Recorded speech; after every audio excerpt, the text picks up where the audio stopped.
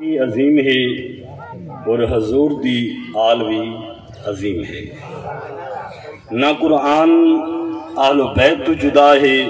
اور نہ اہل و بیت قرآن تو جدا ہے۔ قرآن پاک وہ عظیم کتاب ہے، وہ عظیم کتاب ہے جویں کہ باری تعالی دی ذات نے تورات شریف نازل کیتی ہے، زبور شریف نازل کیتی ہے اور انجیل شریف نازل کیتی ہے اور صحف ابراہیمی بھی نازل تھیں اور باقی پیغمبروں دے کچھ صحیفے نازل تھیں، لیکن سب دے اندر تبدیلیاں نہیں آئیں، تبدیلیاں آ گئیں، حتیٰ کہ تورات شریف کی تحریف ہو گئی ہے، زبور شریف دے وچ بھی تبدیلی آ گئی ہے، انجیل شریف دے وچ بھی تبدیلی آ گئی ہے، لیکن قرآن دے وچ تبدیلی نہیں آئی، کیونکہ قرآن کو پڑھن والا جو حضرت امام حسین جیسی ذات آئی۔ قرآن پاک وہ عظیم کتاب ہے جویں کہ میرے کملی والے آقا علیہ الصلوۃ والتسلیم دی ذات اقدس نے جس وقت چاندر کو تروڑیا، کفار مکہ اور مشرکین مکہ نے اعتراض لانے شروع کیتے، لیکن اللہ رب العالمین دی ذات نے اپنی پاک کتاب دے وچ کہیں جگہ تے ارشاد نہیں فرمایا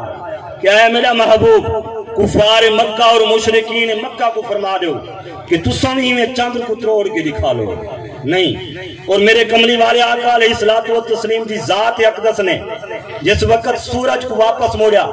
کفار مکہ اور مشرکین مکہ نے انہیں اعتراض لانے شروع کیتے، لیکن اللہ رب العالمین دی ذات نے اپنی پاک کتاب دے وچ کہیں جگہ تے ارشاد نہیں فرمایا اے میرا محبوب کفار مکہ اور مشرکین مکہ کو فرما دو کہ تسوں بھی انہیں سورج کو موڑ کے دکھا لو، نہیں۔ اور میرے کملی والے آقا علیہ الصلوۃ والتسلیم دی ذات اقدس نے پتھراں کو پانی دے تیرایا اور گلی ہوئی کھجوراں کو اگایا، لیکن کفار مکہ اور مشرکین مکہ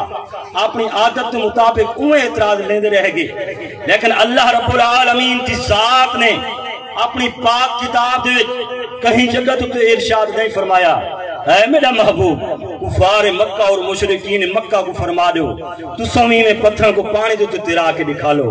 یا گلی ہوئی کھجوراں کو اگا کے دکھا لو۔ لیکن جس وقت قرآن پاک کا نزول ہونے لگے،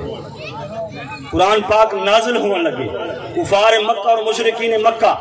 اپنی عادت کے مطابق انہیں بکواسات کرن لگے، اللہ رب العالمین دی ذات نے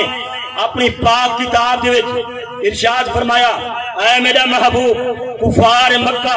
اور مشرکین مکہ دے اندر عام اعلان کر دو کہ کل ان اجتمعت الانس والجن علی ان یاتوا بمثل ھذا القرآن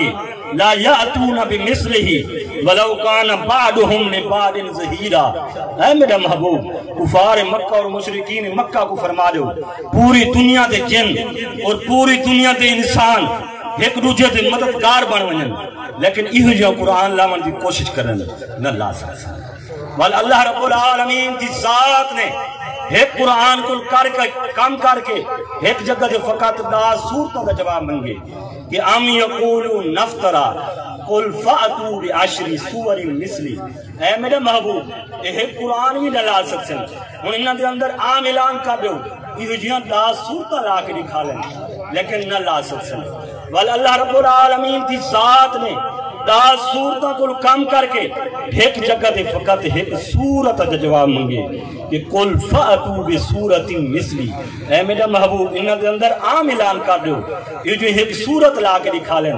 لیکن نہ لا سکتے، بل ایک سورت کو کم کر کے فقط ایک قال دا جواب منگے فلیاتوا بحدیث مثلی۔ آج تقریباً 1450 سال گزر چکے اور 1450 سال دا ایک سال گزر چکے، آج تک کہیں نے ان چیلنج کو قبول نہیں کیتا، کیونکہ قرآن کو پڑھن والے جو حضرت امام حسین جیسی ذات آئی کہ حسین جاتے نہ کربلا میں